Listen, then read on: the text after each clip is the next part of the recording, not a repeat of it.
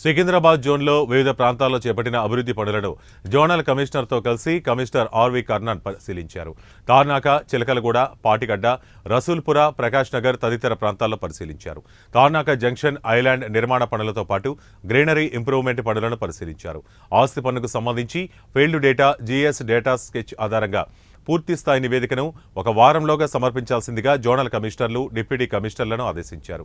Prakash Nagar IOC bunk, హెచ్పీఎస్ వద్ద ఉన్న water logging పాయింట్లను పరిశీలించి మురుగు తొలగింపుకు పూడికతీత పనులు చేపట్టాలని అధికారులకు ఆదేశాలు జారీ చేశారు.